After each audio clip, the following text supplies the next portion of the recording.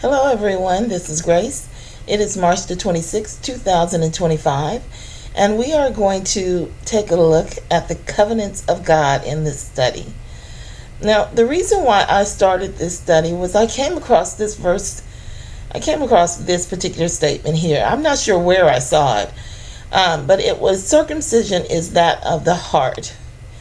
And when I saw it, I thought that doesn't make any sense. I mean, I have seen it many times before because it's in the Bible a lot, but it didn't make any sense to me. So I started trying to break it down, trying to make sense of it. I recall the scriptures about the heart, how the heart is evil continuously. The heart is, let's do a search real quick on heart to look at some of the scriptures.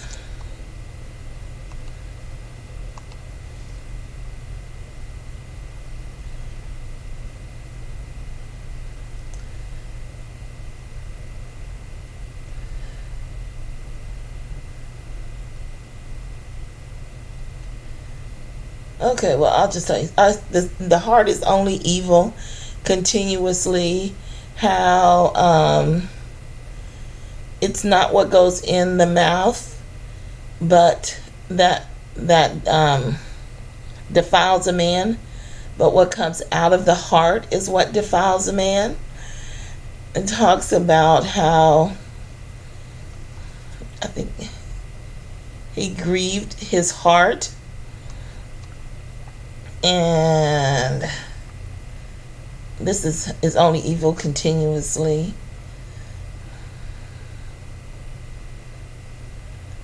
He said in his heart, the days of mourning for my father are at hand. Then I will slay my brother. The heart, if we were to go through and look at the verses for the heart, what we'll find is that a heart is a reflection of the works of that person, or the character of that person. You can see it, it's kind of like looking at fruit on a tree. You can tell what's in the heart of that person by looking at his character and his works. That's what the heart is. It can be good or it can be bad. So when I was looking at this, I was trying to break it down, and I realized that in order to really see if it was, because it didn't make any sense and I couldn't figure it out. And I realized what I was doing was, I realized that I was forming a spiritual narrative for circumcision. And since I went through step by step and did it, I thought, okay, this will be great to show you guys how I came to that understanding. Now, I thought that this was something that I already knew at the time that I did the study. However, it turned out to be much bigger than I thought it was because of all the lies. So let's read the scriptures, and as we go through, I will point out the problems that I ran into. For he is not a Jew, which is one outwardly, neither is that circumcision, which is one outward in the flesh. But he is a Jew, which is one inwardly, and circumcision is that of the heart, in the spirit, and not in the letter, whose praise is not of men, but of God. This was a bad one to start with. This is not the one that I originally read, and I wouldn't have started with this had I been paying attention, because this has got all kinds of errors in it. Anyway, for he is not a Jew, which is one outwardly, neither is that circumcision, which is outward in the flesh. Probably none of this is true. Probably this whole section is probably fake. I'm sorry, I just realized it. But he is a Jew, which is one inwardly, and circumcision cannot be of the heart. And as we draw a picture of the spiritual image of what circumcision is, then you can see that more clearly. Actually, I have a list. Where is it? Here it is. I drew the spiritual picture of everything. I just wrote it out. This is my current understanding, because as I think I mentioned, I'm not sure, I did this study because I thought I knew it. I thought it would be a quick and easy study to do during my studies where it took me a little bit longer to study and to fully understand things. So this was meant to be something that was quick and easy. So I skipped a lot of parts because I kept running into problems, but I still wanted to do it timely.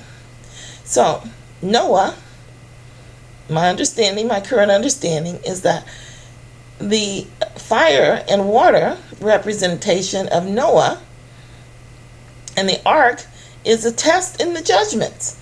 That's the spiritual understanding that we are supposed to learn, are supposed to take away from those symbols of the fire and the water. Or I should have put water and fire, but that was a mistake. Circumcision is being born again. That's the spiritual understanding that we're supposed to take away from circumcision. Children of Israel was a little bit tricky because there's like a circle drawn around children of Israel, and then everything points to it, right?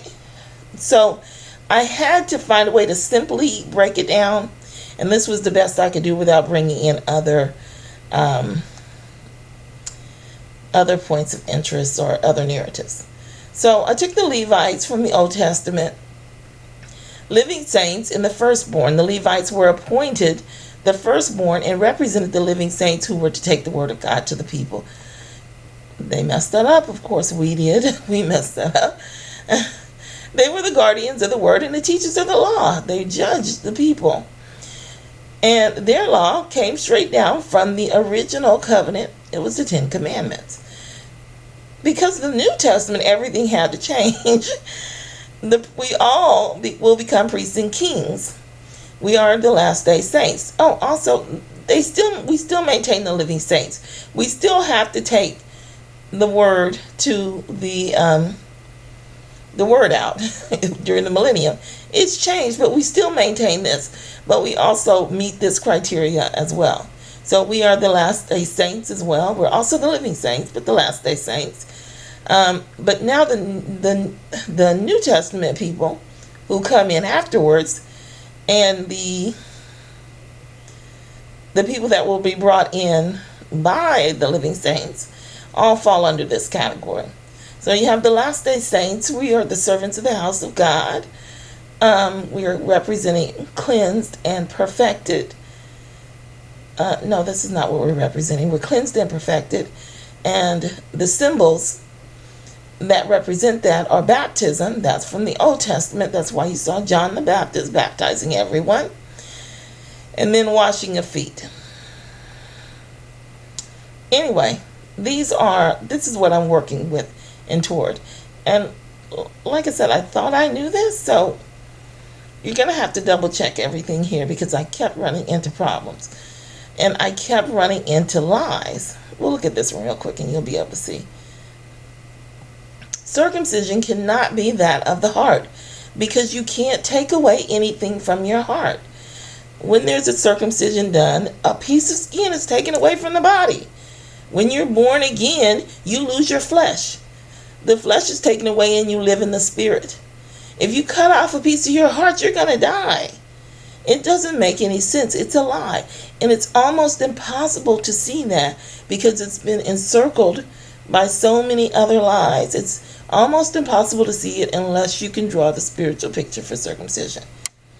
And it's hard to draw the spiritual picture for circumcision because there's so many other lies. It was really difficult for me when I'm glad that I got the understanding first without looking up the scriptures, that I went into it knowing, because I ran into so many barriers to the truth that I'm not sure I would have saw it had I looked for it first. I just did it from memory. It should read, but he is a Jew, which is one inwardly, and in the spirit, and not in the letter. Then they put it this, whose praise is not of men, but of God. Well, there's only one person being spoken of, the Jew. And how is he being praised? By God. That's ridiculous. They're trying to make the spirit into a man. This directly conflicts. There's there's a direct conflict in John, which says that John 1, what does it say? It says that Jesus is the only one who is responsible for the circumcision or something like that. It may be Luke 1. No, it's John. But they're trying, this is a lie. They put this in here because the person that did it was either trying on purpose to make the Spirit into a second person here who's praised of God because of the circumcision, or they themselves were confused because of all of the lies in the Bible and put it in here for clarification. It's hard to tell. But this is a direct conflict with John. So one is lying. Not that the Trinity lovers won't find a way to twist the scriptures with that whole abomination, but it's, for those of us who work with logic, this is impossible. Let's continue on.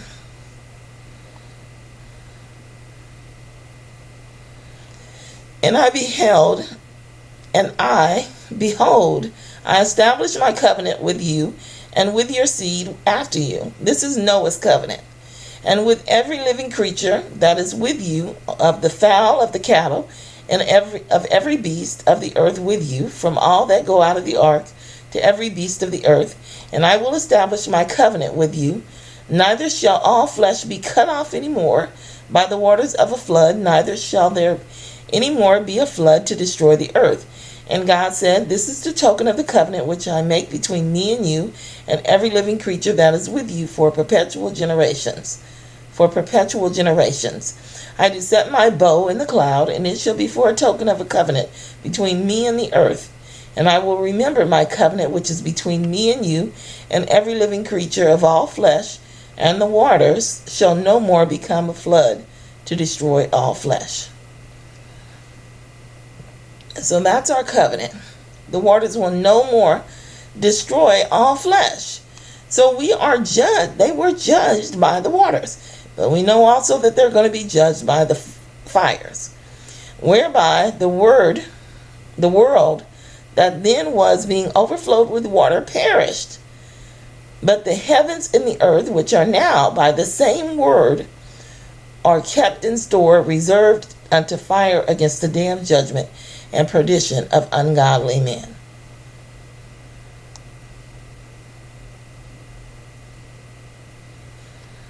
Now, if any man build upon this foundation gold, silver, and precious stones, what is the context of it? I can't recall. Well, you have it there. You can read the context because I can't recall it. Now, if any man build upon this foundation gold, silver, and precious stones, wood, hay, stubble, every man's work shall be made manifest, for the day shall declare it, because it shall be revealed by the fire, and the fire shall try every man's work of what sort it is.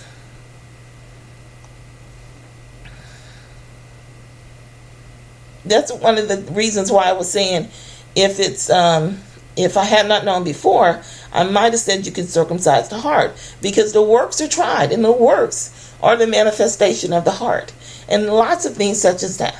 Other deceptions, though. That the trial of your faith, being much more precious than of gold, that perishes, though it be tried with fire, might be found unto praise and honor and glory at the appearing of Jesus Christ, whom having not seen ye love, in whom though now ye see him not yet, believing ye rejoice with joy unspeakable and full of glory, receiving the end of your faith, even the salvation of your soul. Okay, I'm not going to try and read that again. We're going to move on.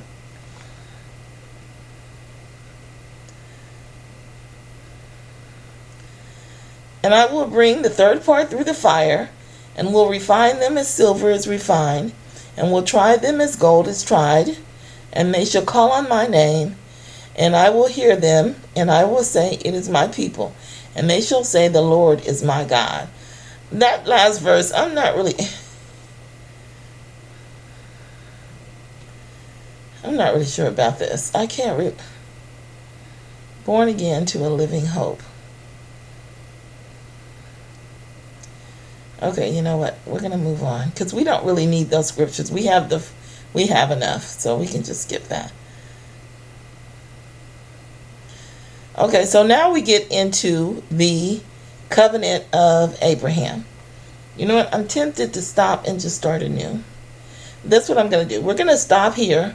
The first one will just be the intro and the covenant of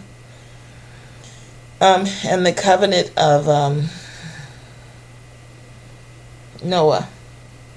The covenant made not with Noah. I put Noah's covenant, but it's with the entire earth. I'll probably correct that on the sheet as well. So, covenant made with the entire earth. And then when we pick up, we'll pick up with the covenant of Abraham and the circumcision. All right, I will talk with you in the next video.